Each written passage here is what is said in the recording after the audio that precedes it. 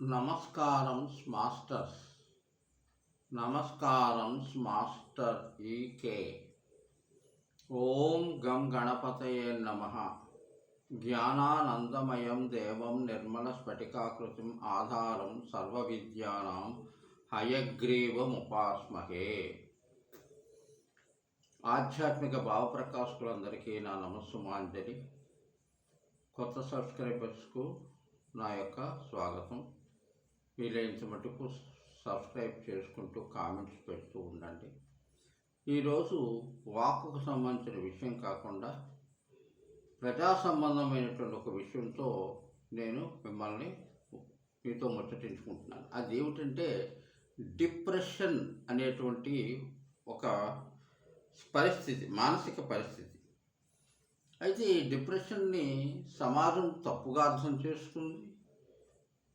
Medical science వేరొక రకంగా చెప్తుంది. కానీ మనిషి యొక్క ఆలోచన విధానంలో పరిధిలో ఎక్కడో తేడా అన్నది ఉండబట్టే వీరి యొక్క సంఖ్య పెరుగుతుంది. నిజంగా డిప్రెషన్లో ఉన్నారని చెప్తున్న వాళ్ళందరూ డిప్రెషన్లో లేరు అన్న విషయాన్ని, ఎందుకంటే ఆధ్యాత్మిక చింతన అవగాహన చేసుకున్నంతగా డిప్రెషన్ అన్న దాన్ని అర్థం చేసుకోలేదు. కారణం అంటే ఒత్తిడి ఒక్కటే కాదు, లైఫ్ స్టైల్ అంటారు. లైఫ్ స్టైల్కి దీనికి సంబంధం కన్నా సమాజం చేస్తున్నటువంటి పరిస్థితులే కొంతవరకు కారణమని చెప్పవచ్చు. అయితే దీని విషయం తనలో తాను ఆలోచించుకుని మనిషిని ఏకాంతంగా ఉంచడానికి ఉన్నదిగా పరిగణిస్తారు. అంటే ఒక మనిషి తనలో తాను ఆలోచించుకుంటూ ఒంటరిగా ఉన్నట్టుకోండి, అందులో తప్పే ఉంది. తన ఆలోచన విధానంలో తప్పు ఉంటే తప్పు అని చెప్పాలి. కానీ తన ఆలోచన ఒక ఏంటంటే సాధారణంగా తన పరిస్థితుల గురించో వేరే పరిస్థితుల గురించో ఆలోచించడం తప్పేం కాదు. అంటే ఏకాంతంగా ఆలోచించే వాడిని కూడా డిప్రెషన్లో ఉన్నాడని పరిస్థితి. ఒంటరిగా ఉండడం తప్పు కాదు కదా, ఇర్రెలవెంట్ కాదు కదా. ఎందుకంటే ఇది లోన్లీనెస్కి తర్వాత ఏంటంటే ఇక తేడాగా అన్ని విషయాన్ని ఆలోచిస్తూ ఉండడం. Live alone. ఒక మనిషి తనకు తానుగా ఒంటరిగా ఉన్నాడు అనుకోండి, పరిస్థితులు నచ్చకపోవచ్చు, తాను పితరులతో కలవలేకపోవచ్చు, వీటన్నిటికీ కాకుండా లోన్లీనెస్గా ఎప్పుడు పగలు రాత్రి ఉండి చీకటిలో ఉన్నాడు అంటే ఏదో ఒక విషయం దాగి ఉంది అని అర్థం. కానప్పుడు తన పనులు తన యొక్క కర్మను తాను చేసుకుంటూ పోతూ సమాజానికి అవసరమైనప్పుడు తాను అందుబాటులో ఉంటూ ఏకాంతంగా ఉండలో తప్పేం లేదు కదండి. కానీ దాన్ని కూడా తప్పు కింద పరిగణిస్తారు కొంతమంది. ఎందుకంటే because of medical definition of world medical definition about the health అనే విషయంలో దీన్ని తప్పుగానే అర్థం చేసుకున్నారు అని నేను చెప్తున్నాను. అయితే అన్ని విషయాన్ని ఆలోచిస్తూ ఎవరితోనూ కలవక జీవించే వారిని ఒంటరివాడు అంటారు. ఒంటరివాడు అంటాం అంటే ఒంటరితనం ఏం శాపం కాదు. ఆయనకు ఆలోచనలు మనం అర్థం చేయడం. ఒంటరిగా ఉన్నవాళ్ళు ఎంతమంది శాస్త్రజ్ఞులు కొత్త విషయాలను కనుక్కోలేదండి. వాళ్ళందరూ 10 మందితో కలిసి కనుక్కుంటారా? ఏదైనా కనుక్కునేటప్పుడు ఇదేమైనా సముద్రం మీద వాస్కోడిగామో లేకపోతే కొలంబస్లో సముద్రయాత్ర చేసుకుంటూ ఒక దేశాన్ని కనుక్కున్నాం, భూమిని కనుక్కున్నాం అంటే వాళ్ళ యొక్క పరిధులు వేరు. ఇక్కడ ఒంటరిగా ఆలోచిస్తూ ఒక విషయం గురించి తాను ఏదో సాధించాలని ఒక తపనతో ఆలోచించేటప్పుడు అది తప్పే ఉంది. ఈజీ అండర్ డిప్రెషన్ కట్టిపారేస్తామా? చాలా తప్పు చేస్తున్నారు సమాజం కొందరి పట్ల చాలా తప్పు చేస్తున్నది. తెలుసా, ఏకాంతం నుంచే వేరొక కాంత గురించి ఆలోచిస్తున్న కాంత అంటే ఇంకోటి అన్య విషయాన్ని అర్థం చేసుకోండి. అంటే ఒక విషయం గురించి ఏకాంతంగా ఆలోచించడంలో అవగాహనపరుడికి ఉత్తమ స్థాయికి చెందుతాడే తప్ప నిమ్న స్థాయికి చెందడు కదా. అయితే ఎవరికి ఒక విషయాన్ని మాత్రం స్వగతం తప్పు కాదు, దీన్ని స్వగతం అంటారు. తనలో తాను ఆలోచించుకొని తన గతం గురించి ఆలోచించుకొని భవిష్యత్తు గురించి పరిణామ స్థితికి ఆలోచించేవాడు తప్పేమీ కాదు. దీన్ని కూడా డిప్రెషన్ అనడం చాలా మహాపాపం. ఇకపోతే ఎవరైనా ఎందుకు ఒంటరితనం కోరుకుంటున్నారా అన్నది విషయం కనుక్కోవాలి. ఒంటరితనాన్ని ఇష్టం లేక కోరుకుంటున్నాడా, లేకపోతే ఎవరితో కలవడం ఇష్టం లేక కోరుకుంటున్నారా? తన ఆలోచన విషయంలో ఏమైనా తప్పు ఉన్నదా, ఉన్నత స్థాయా? ఏ ఒక్కరికొకరికి వాళ్ళు చెప్పుకోవడం. ప్రతి మనిషి కూడా సాటి మనిషికి ఏదో చెప్పుకోవాలి. చెప్పినా కూడా నువ్వు ఇలా బతుకురా, అలా బతుకు, ఇలా బతికిన బతుకు కాదు, నువ్వెందుకు సమాజంలో మా అందరితో తిరగవు అని వేధించేటువంటి విధంగా చేయకూడదు. చెప్పడం తప్పు కాదు, అది అవగాహన చేసుకుని దాన్ని సరిదిద్దడం తప్పు కాదు. కానీ ఇలాగే బతుకు అంటే అలా బతుకు. మనిషి తాను అనుకున్నట్టుగా బతకడం లేదు, ఇతరులు అనుకున్నట్టుగా చావడం లేదని మహాకవి ఆత్రేయ గారు అన్నారు ఒక సినిమాలో. అయితే అన్న విషయం నేను కోపంలో ఉన్నవారిలో చాలామంది ఏకాంతాన్ని కోరుకుంటారు. కోపంతో ఉన్నవాళ్ళు కోపం ఎందుకు వచ్చింది అన్నది ఆ విషయం మీద ఆధారపడి ఉంటుంది. తాను ఏకాంతంగా కోరుకున్నాడంటే ఆ కోపం నుంచి దూరం అవ్వడానికి కోరుకుంటున్నాడని అనుకోవచ్చు కదా. అది కూడా అనుకోము మనం. ఎందుకంటే గతం గురించి కాదు, ఎప్పుడు ఈ ఒంటరిగా ఉండేవాళ్ళు గతం గురించి ఎప్పుడు ఆడవరు, భవిష్యత్తు గురించి ఏడుస్తారు. భవిష్యత్తు ఏమైపోతుందా అనే భయంతో ఉంటారు వాళ్ళు. నిజంగా డిప్రెషన్లో ఉన్నవాళ్ళు. డిప్రెషన్ అనేది భవిష్యత్తు గురించి. భవిష్యత్తు మన చేతుల్లో లేదు. గతం మన చేతుల్లో ఉందా? లేదు కదా. ప్రస్తుతం భవిష్యత్తు మన చేతుల్లో ఉంటుందా? ఉండకపోవచ్చు, ఉండొచ్చు. కానీ అంటే ప్రస్తుతాన్ని దూరం చేసుకోవడం అనేది తప్పు. అది నువ్వు ఏ ఆలోచనలో ఉండు, ఏ విషయంగా ఉండు, అయితే ఊడిపోతుంది అన్నదానికి ఉన్న గతి ఊడిపోతుంది మనకి. అంటే భవిష్యత్తు గురించి అతిగా ఆలోచిస్తే ఏమవుతుంది? ఉన్న గతి పోతుందండి. ఉన్న గతి పోవడం జరుగుతుంది. ఎవరికి నకారాత్మకత లేని రజోతత్వము ఏంటంటే ఉంటాడు, పరిగణించుకోడు, తాను తింటాడు, తిండి పట్ల ఆసక్తి ఉండదు. ఇటువంటివి అనేకమైనటువంటి. అయితే ఈ 5 ఆలోచనలు కొంతవరకు తన గురించి తాను యోచిస్తున్నా, తాను ఈ ప్రపంచం మనిషి అనే విషయాన్ని మరవకూడదు. ప్రతి మనిషి కూడా మరవకూడదు. తాను వ్యక్తిగాను ఉన్నాడు, వ్యవస్థలోనూ ఉన్నాడు అన్న విషయాన్ని మరవకూడదు. ప్రపంచంలో తాను కూడా ఒక మనిషి అనేటువంటి విషయాన్ని మరచిపోకూడదు. ఇకపోతే తన ధర్మాన్ని, కర్తవ్యాన్ని నిర్వర్తించడంలో పొరపాటు లేనప్పుడు, సజావుగా వెళ్ళిపోతున్నప్పుడు ఆయనకి డిప్రెషన్ అనేది లేదని అర్థం. అయితే దీనికి సంబంధించిన కర్మను చేయాలి. అట్లనే కర్మ ఫలితాన్ని ఆశించకూడదని భగవద్గీత వాక్యాన్ని మర్చిపోకూడదు ఏ మనిషి కూడా. అంటే పరిస్థితులు ప్రభావం అయితే పరిస్థితికి అంటే పరిసరాలు అనేవి ఆవృత్తమవుతూనే ఉంటాయి. ఈనాటి పరిస్థితులు రేపు ఉండవండి. ఈనాటి ఋతుధర్మాలు రేపు ఉండడం లేదు. మనిషి తప్ప, లేకపోతే పరిస్థితులు తప్ప, ఋతువులు తప్ప అన్నది ఇవన్నీ అనేక పరిస్థితుల మీద ఆధారం. ఎన్విరాన్మెంట్ సైన్స్ చదువుకోవడం వల్ల ఏమీ లేదు. ఎందువల్లంటే ఎన్విరాన్మెంట్ సైన్స్లో పంచభూతాలను పక్క తప్పించేసి మనం అవుతుంది. పంచభూతాలు లేకుండా ఏ వస్తువు నిర్మితమైందండి? ఏ వస్తువు నిర్మితమైంది అని నేను ఇందుముఖంగా ప్రశ్నిస్తున్నాను, మేధావులను ప్రశ్నిస్తున్నాను. పంచభూతాలు ఎలిమెంట్స్ అంటారా? ఎలిమెంట్స్ అంటే మూలకములే కదా. ఒక అర్థం మూలకములు అంటే మూలములే కదా. మూలములు పంచభూతాలను అంగీకరిస్తూనే తృణీకరించడం అనేటువంటి ఈనాటి సైన్స్కి పరిపాటు అయిపోయింది.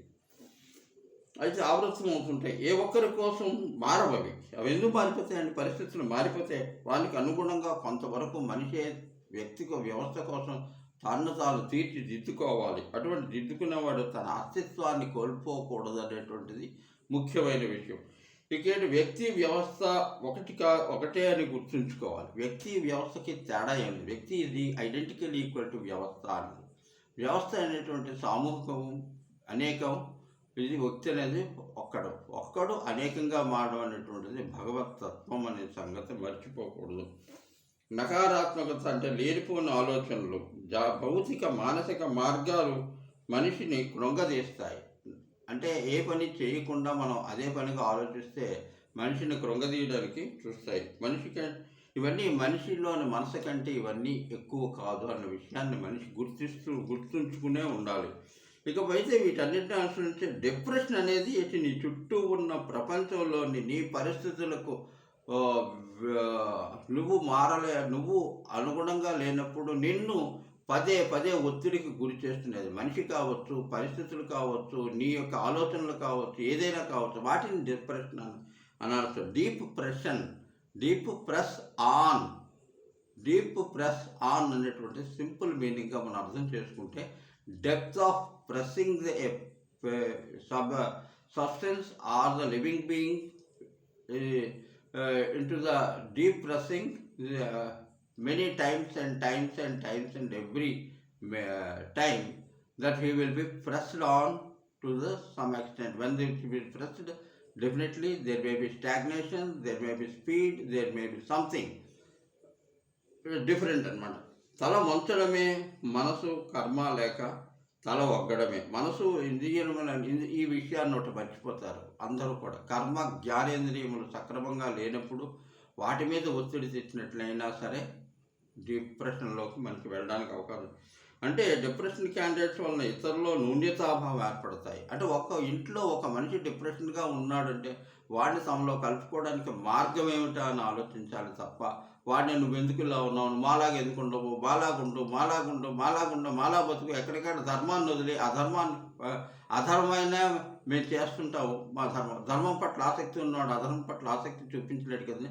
మేము చేసిందే ధర్మం, నువ్వు చేసింది ధర్మం కాదు, పదిగురావడం మాట పాడే చెల్లు అనేటువంటి విధంగా ఉండకూడదు మనిషి. అటువంటి వాడు అటు పరిస్థితులకి తట్టుకోలేక వాళ్ళు అధర్మం అని తెలిసినప్పుడు ఖచ్చితంగా ధర్మం కోసమే పాటుపడతాడు తప్ప ఏకాకిగా తాను అయిపోయాడని భగవంతుడితో ఏకాంతంగా వినమించుకుంటాడండి. అటువంటి మనిషిని డిప్రెషన్లో ఉన్నాడంటావా? తప్పు కదా. ఒకటి డిప్రెషన్ అనేది ఏ విషయంలోకైనా నెగిటివ్ ఎనర్జీ కావచ్చు, నెగిటివ్ ఎనర్జీ అని చెప్పవచ్చు. ఏంటంటే దీనివల్ల ఈ నెగిటివ్ ఎనర్జీ ఎక్కువ ప్రివైల్ అవ్వడం వల్ల నెగిటివ్ రియాక్షన్స్ అనేటువంటివి బయోకెమికల్ రియాక్షన్ ప్రివైల్ అవుతాయి. అవి ఇతర రోగాలకి దారి తీయవచ్చు అని అవకాశం ఉన్నదని చెప్తున్నాం. తర్వాత అంటే 2025 నుంచి 30 మధ్యలోని 50% ప్రపంచ జనాభాలో డిప్రెషన్ అనేటువంటి వ్యాధితో బాధపడుతూ ఉంటారంటే ఎంత ప్రపంచము ఒక వ్యవస్థని కానీ దీన్ని కానీ ఒత్తిడి గురి చేస్తుందన్నది ఆలోచించవలసిన విషయం. జనాభాలో బాధపడతారని అంచనా బాధ ఏదైనా కావచ్చు. బాధలు అనేక రకంగా ఉంటాయి. అంటే సుఖాలు లేవో వాళ్ళకి, సుఖం వచ్చినా గుర్తించరు. కొందరు బాధకి ఎంత ఇప్పుడు ప్రసవ వేదన ఉందండి. ఒక స్త్రీ లైంగికంగా సంపర్కం కలిగించుకున్నప్పుడు ప్రసవ వేదన ఉంటుంది. దానికి ధర్మం ఒకటి చెప్తుంది, పరిస్థితులు ఇంకోలాగా ఉండేటప్పుడు ఆమె డిప్రెషన్కి లోను కావచ్చు. ఆ డిప్రెషన్ అనేటువంటిది లోను కావచ్చు. కానీ ఆమె ప్రసవ వేదన పడకపోతే బిడ్డను కనివ్వగలదా ఈ ప్రపంచానికి? ఒక బిడ్డకు ప్రాణం పోయగలదా? ఈ విధంగా ఎందుకు ఆలోచించరండి? అలాగే మంచివాడిని డిప్రెషన్లోకి లోను చేయడంలో సమాజం దెబ్బతింటుంది.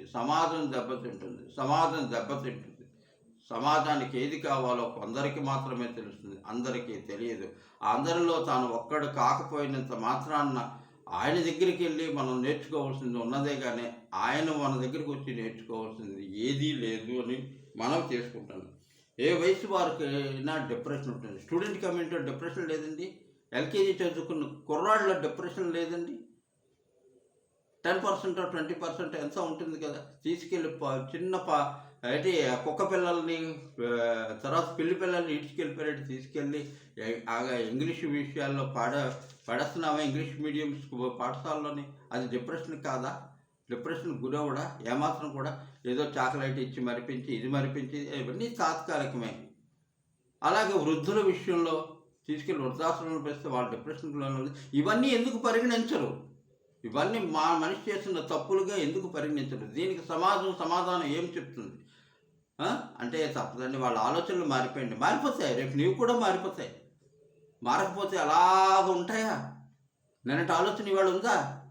నిన్న సాఫ్ట్వేర్ అన్నావు, ఈరోజు ఇంకో ఇండస్ట్రీ అంటావు, జబ్బు చాలలేదంటావు, ప్యాకేజ్ అంటావు, ఇంకోటి అంటావు, ర్యాకేజ్ అంటావు. నీ ఇష్టమేనా? అటువంటిప్పుడు వాళ్ళకి ఆలోచనలు ఉండవు. ఇటువంటి విషయాలను మనం తెలుసుకున్నప్పుడు ఏం ప్రయోజనం ఉంది అని నేను చెప్తున్నాను. ఇక్కడ విషయాల్లో కొన్ని స్టాటిస్టిక్స్ ఇస్తున్నాను.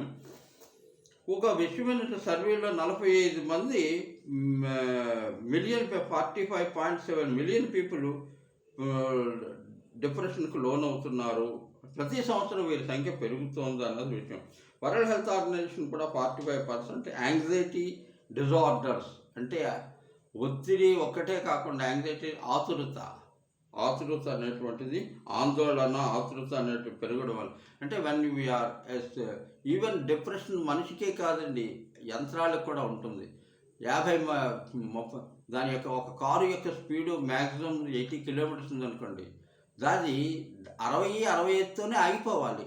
కానీ 65 దాటి 70 నువ్వు 80 నీకు తయారు చేసిన వాడు ఇంజనీర్ ఏమో 80 కిలోమీటర్స్ పర్ అవర్ వరకు ఇచ్చాడు. కాబట్టి మేము 75 వరకు నడపడతామంటే ఫ్రిక్షన్ ఏర్పడుతుందండి. ఆ ఫ్రిక్షన్ మరి దానికి మనసు లేకపోవచ్చు, ఇంకోటి లేకపోవచ్చు. కానీ ఆ ప్రెషర్ లేనప్పుడు ఏ రోజో ఒక రోజు ఇట్ విల్ పట్టమంటుంది. ఆ పట్టమనడం వల్ల మనిషి పోతున్నాడా? కారు పోతుందా? కారు ఎలాగో పోతుంది. వెహికల్ పోతుంది.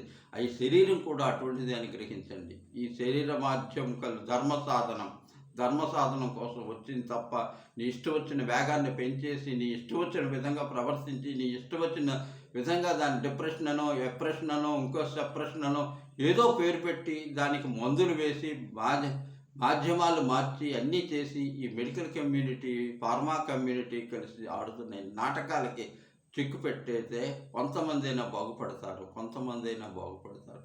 ఇది ఆవేదన, తెలియని ఆవేదన. అందరికీ నమస్కారం. అందరూ ఈ విషయంలోనే ఇంకో రెండో పార్ట్ విడుదలవుతుంది. అంతవరకు వెయిట్ చేయండి. లోకా సమస్త సుఖినో భవంతు. ఓం శాంతి శాంతి శాంతి.